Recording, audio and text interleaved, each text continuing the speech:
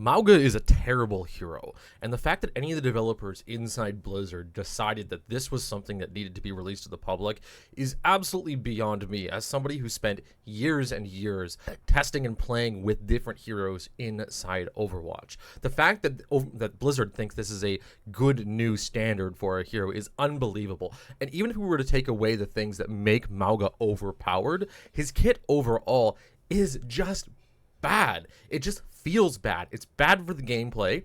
It's bad for the enemy team. It's bad for your own team. It's just bad. And I'm going to explain exactly why. There's a few reasons why this should have been seen before Mauga was released. And the fact that the developers didn't see this coming at all, anyways, I'm not going to get into my whatever rant too much. We're actually going to go into the specifics about why Mauga is a terrible hero, and possibly he does have the potential personally to be one of the best heroes out there in 6v6, not 5v5, because his kit could be excellent. There's a lot of things we've done experimenting with that could make Mauga a fun, good character to play with and against, but the way that the way that Blizzard has set up Mauga right now is an absolute no-go.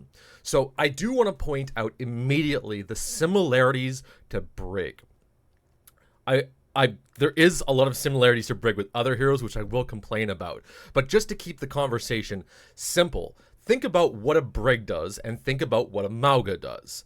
A BRIG whacks the enemy team, starts a sustain, some form of consistent overtime ability, uses a survival ability to strengthen their position, and also uses some form of CC or shield bash or something to propel themselves forward in the fight.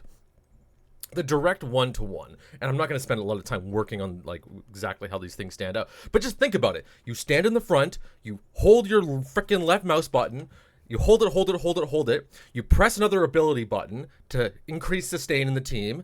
Then you hold it. And then you press your charge or your shield bash. You push your way into a space, or you pull your way out, and you turn around and you continue doing the exact same thing.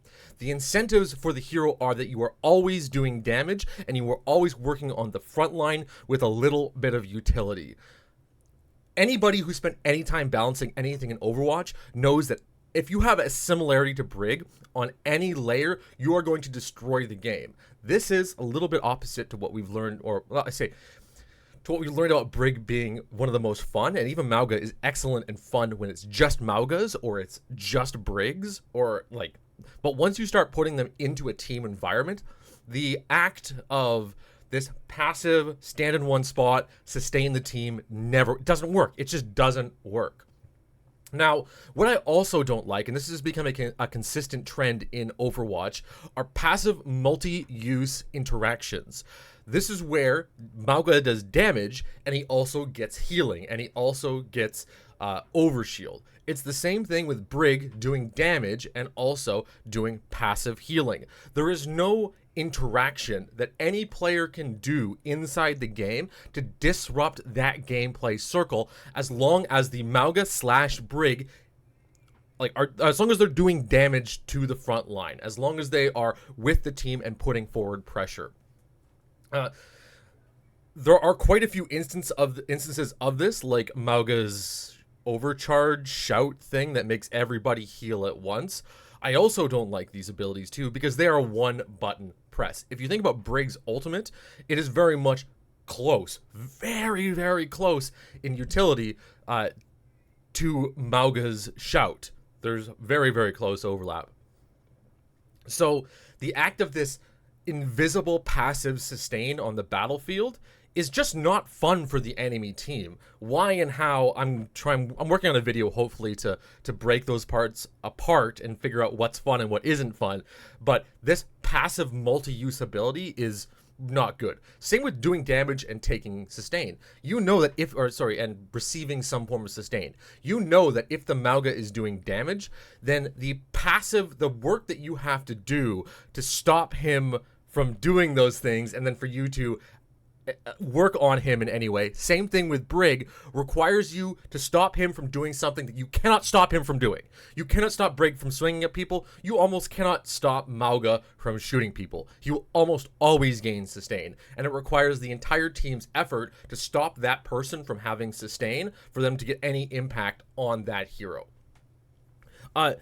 So these invisible hero statuses, I'm not going to go over the specifics of them, but they kill Overwatch. Samito has an excellent video talking about how Brig's passive healing absolutely ruined the game. And this is where Mauga directly, 100% overlaps with Brig's feel bad mechanics. Another big one is the balancing as a tank. So I've mentioned this before in a lot of other hero kits, but the fact that we've given the tank role the ability to be two heroes in one has caused Mauga to either be this infinite sustain creature or dead. There's no in between. It's the same thing we realized with Hog, which is weird.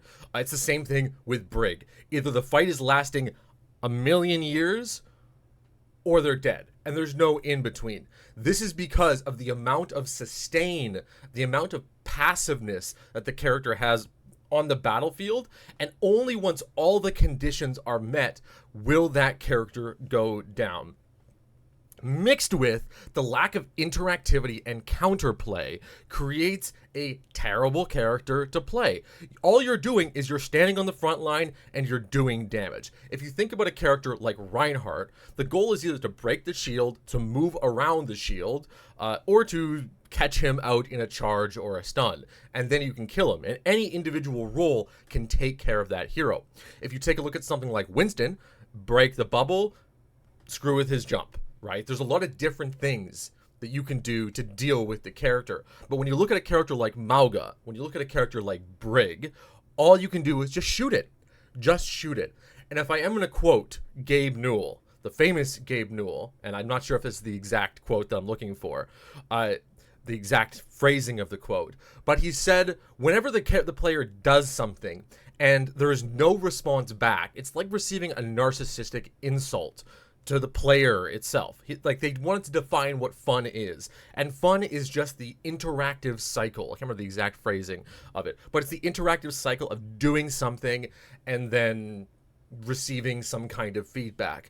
I had this eureka moment the other day where I was playing Mauga, and I realized that shooting a wall gave me more particle effects and gave me more responsive stuff than shooting a Mauga that was using his overload, shout, whatever it is. Now, in comparison, there's Junker Queen, which has one of those abilities, but I'm not going to talk about what the difference is between them.